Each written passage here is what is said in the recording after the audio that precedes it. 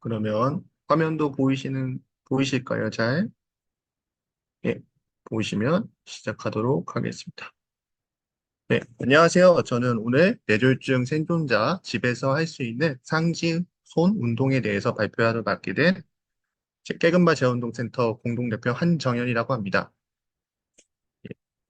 오늘 이제 앞서 이휘주 선생님께서 근력 운동에 대해서 잘 설명을 해주셨고, 그리고 여러 가지 내용을 전달을 해주셨는데, 그 내용에 맞춰서 비슷하게 또 저는 이번에는 제가 실제 치료하고 있는 재활 치료를 받고 계시는 분의 사례를 통해서 상지와 손 운동을 어떻게 하면 좋을지에 대한 것들을 하나의 케이스를 한번 설명을 해드리려고 합니다.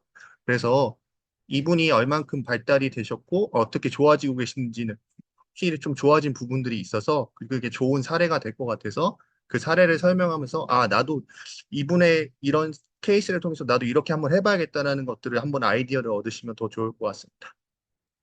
자, 실제 제 고객님이시고요. 제 움직임을 한번 보실게요. 이분은 처음에 초기 때 모습이거든요.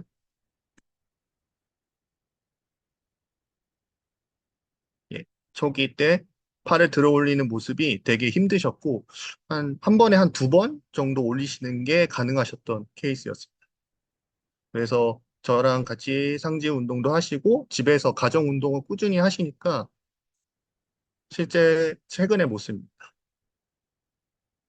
실제로 한 번에 한 10번 정도 올리시는 게 되게 편하게 올리실 수 있고 특히 올리실 때 이제 손가락을 펴고 팔꿈치 펴짐 정도가 더 증가가 됐다고 볼 수 있습니다.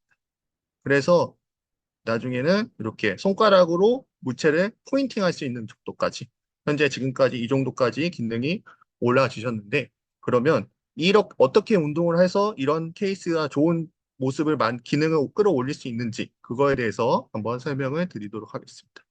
네, 설명을 드리기 앞서서 어떤 내용을 가지고 어떤 이론을 가지고 이런 걸 운동을 적용했냐라고 말씀을 드리면 이 CIMT라는 논문이 많이 있습니다. 실제로 저희가 이제 상지 재활을 할 때 어떤 치료 방법이 가장 좋냐라고 했을 때 제가 알고 있는 지식 그리고 제가 논문을 찾아봤을 때 지식에서는 CIMT가 가장 효과적이라고 얘기를 합니다. 그러면 CIMT가 강제 유도 운동 치료 훈련 방법입니다. 그러면 말 그대로 건즉 내가 잘 쓰는 손을 묶고 환처 불편한 마비 쪽에 있는 팔을 좀 강제로 쓰게 하는 거죠.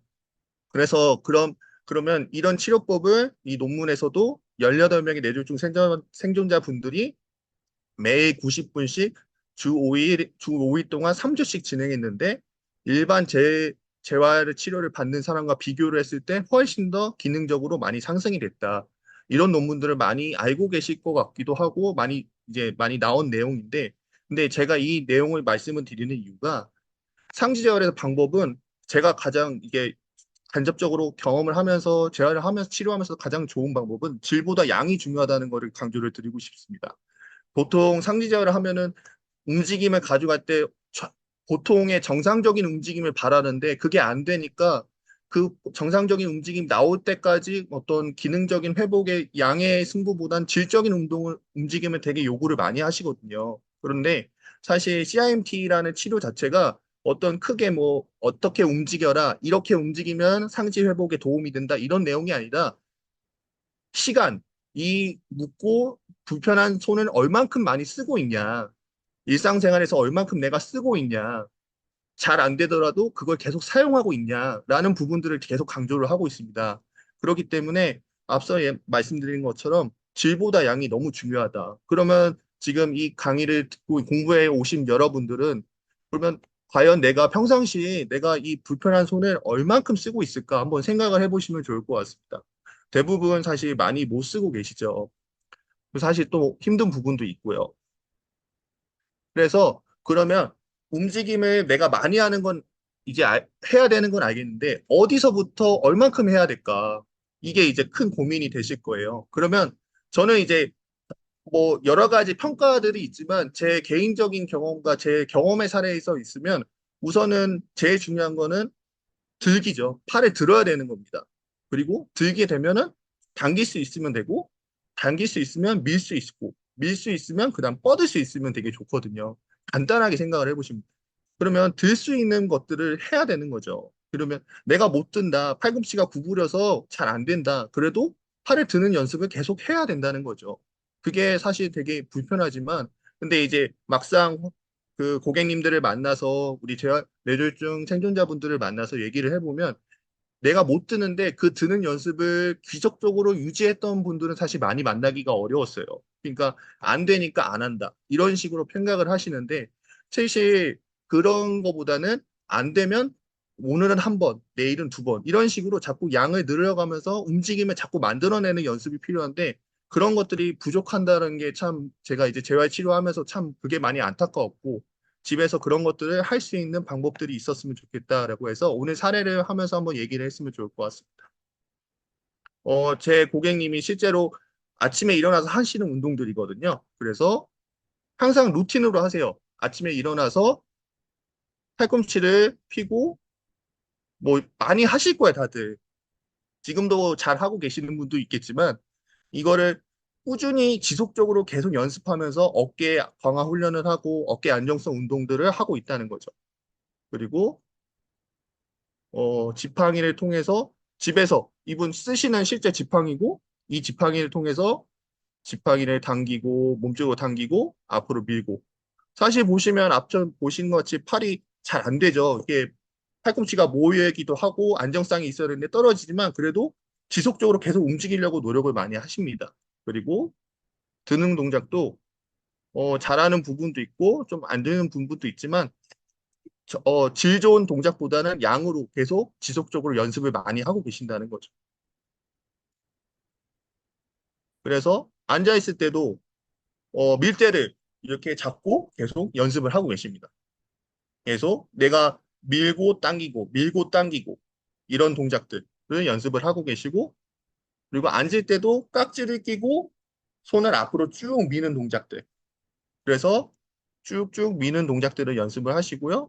그리고 팔이 들기가 힘들다면 깍지를 끼고 팔을 위로 드는 거.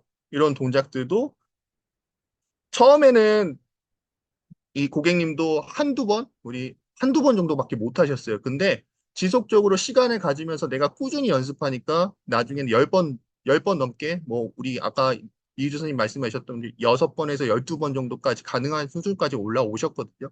그러니까 가장 중요한 게 어떤 동작을 하고 어떤 게 더 효과적이냐는 얘기보다는 얼만큼 내가 꾸준히 하고 있고 그거를 잘 접근하고 있냐가 더 중요한 것 같습니다. 그래서 최근에는 이제 어깨 안정성이나 이런 부분들이 좋아지시니까 손목 움직임들도 연습을 하고 계세요. 물론 손이 잘 안 움직이시니까 그런다고 얘기하실 수 있지만 이분도 사실 처음에는 엄지 하나 벌리는데도 너무 힘드셨던 분이시거든요. 근데 뭐 보시면 사실 엄청 잘하는 게 아니죠. 정상적인 움직임이 아니지만 그래도 계속 지속적으로 이런 것들의 루틴을 만들어서 계속 접근하고 있다. 그러니까 아까 처음에 보셨던 모습처럼 내가 잘 안 되지만 조금씩 늘고 있다. 이런 가능성에 대해서 자꾸 저는 강조를 드리고 싶어요. 뭔가 안 되는 거에 집중하는 것보다 내가 가능한 움직임들, 내가 조금이라도 할 수 있는 움직임들을 처음엔 한 번, 그 다음에 두 번, 세 번, 네 번, 다섯 번 이렇게 끌고 가야 된다는 거죠. 그게 안 되면 시작조차 못 하니까요. 그러니까 이런 부분들이 저는 더 중요하다고 생각을 하고 있습니다. 그래서 루틴을 만들라고 말씀을 드리고 싶었어요.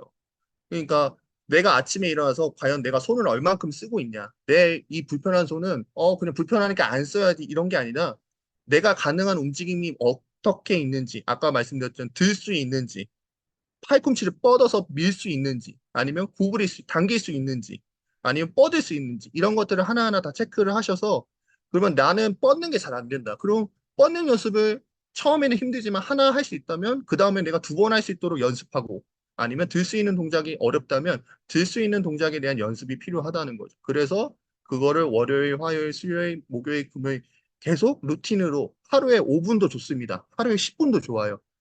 많이 한 번에 뭐 한 시간 한다는 게 아니라 하루에 5분씩이라도 계속 지속적으로 루틴을 만들어서 계속 하면 너무 좋다는 거죠. 이렇게 강조를 드리는 이유가 지금 만났던 분이 사연이 있어요. 이분이 저한테 상지 재활을 하고 싶은 이유가 이 집에서 집안일을 좋아하시는데 집안일을 하나라도 제대로 내 손으로 하고 싶다는 신 거예요. 근데 그래서 하신 게 이분이 아드님이랑 이제 70대 할머니분이신데 아드님이랑 같이 사니까 아들의 그 옷을 하나 빨아보겠다고 하셔서 시작한 게 양말을 한번 빨아보셨어요. 근데 그 양말을 한 6개월 동안 계속 하루에 한 번씩 아들이 뭐라 그럴 정도로 아들이 왜 내 양말 빠냐고 세탁기 돌리면 되는데 그래도 어머니는 아 이거 내가 운동한다고 괜찮다고 하시면서 하루에 하나씩 그렇게 빠셨어요. 처음에는 진짜 힘드셔서 안 하고 싶다고 막 그러시긴 했는데 제가 옆에서 어머니 그렇게 하나 정해놓은 건 너무 좋은 것 같아요. 꾸준히 해보세요. 괜찮습니다. 라고 해서 지금 처음에는 이렇게 양말이랑 장갑 같은 작은 거를 이렇게 빠르는데 보시면 정말 많이 느셨어요. 그러니까 저한테 빠른 모습을 보여주시거든요. 이렇게도 비벼보고 저렇게도 비벼본다. 그러면서 막 이렇게 얘기하시고 나중에 이제 중요한 건 물기를 짜는 게 되게 어려운데 물기 짜는 것도 예, 이렇게 쭉 짜십니다. 정말 많이 드셨어요. 처음에는 이렇게 잘하지 않으셨어요. 짜는 것도 너무 힘들고 손도 차갑고 힘들다고 얘기하셨지만 그래도 계속 하시더라고요. 예. 그러니까 지금은 이제 목표가 수건을 한번 내가 빨아보는 손으로. 수건은 이제 아무래도 물에 적시는 양이 많으니까 훨씬 더 무겁고 어렵더라고요. 그런데 지금은 이걸 가지고 도전을 하고 계십니다. 근데 이 과정에서 수건을 빤다, 장갑을 빤다는 게 일상생활에서 얼마나 중요한지 아시죠? 그리고 아까 이유주 선생님 말씀하신 것처럼 기능적 과제 훈련은 이런 일상적인 내가 얼만큼 일상생활에서 할 수 있는 것들을 얼만큼 참여시키냐가 되게 중요합니다. 특히 손재활은 더욱더 그렇고요. 손재활은 어떤 운동이라기보다는 목적 자체가 우리가 일상생활에서 쓸 수 있도록 자꾸 노출을 시켜야 되는 거죠. 그래서 뭐 예를 들어서 냉장고 문을 여는데 나는 건축으로 잘 된 손을 뻗겠다. 아니죠. 한 번이라도 하루에 한 번이라도 내가 불편한 손으로 억지로 가져가서 한번 당겨 보겠다. 이런 것들이 난 오늘 하루 한 번 해봤어. 그러면 그 다음날 한 번 또 해보고 한 번 해보고 이런 식으로 접근성을 자꾸 늘려야 된다는. 제가 경험한 바로는 이런 분들이 제일 빠르게 회복이 되시더라고요. 눈에 보여요. 그리고 그렇기 때문에 여러분들도 이런 사례를 통해서 좀 보시고 좀 자극을 받아서 아 그러면 나도 내일 한번 해보겠다 이런 좀 용기를 얻으셨으면 좋겠습니다. 그래서 꾸준함은 타고난 능력을 뛰어넘을 수 있는 힘이고 불가능을 가능하게끔 만들어주는 힘이 있다라고 계속 뭐 여러 가지 문구가 있는데요. 그러니까 저는 그런 것 같아요. 꾸준함은 상지재활에서는 작은 움직임이 되게 중요하고요. 그 작은 움직임을 큰 움직임으로 이끌어낼 수 있습니다. 근데 대부분 얘기를 해보고 상담을 해보면 큰 움직임을 바라세요. 근데 작은 움직임 갖고 뭐가 소용이 있냐고 얘기하시는데 아니요. 저는 그게 너무 소중한 것 같아요. 그 움직임들이 더 나오면 나올수록 끌어낼 수 있고 그 움직임이 내일은 더 나아질 거라는 거죠. 그렇기 때문에 생활 동작에서 내가 지금 뭐 예를 들어서 세탁기에 뭐 빨래를 넣든 뭐 냉장고에 문을 열든 아니면 뭐 베란다에 문을 열든 그 내가 불편한 손을 한번 사용해 볼 수 있는 꾸준함을 한번 만들어 보시면 어떨까. 그러면 분명히 여러분들도 그 경험을 경험하실 거라고 생각을 합니다. 네, 저는 오늘 발표 여기까지 마치겠습니다.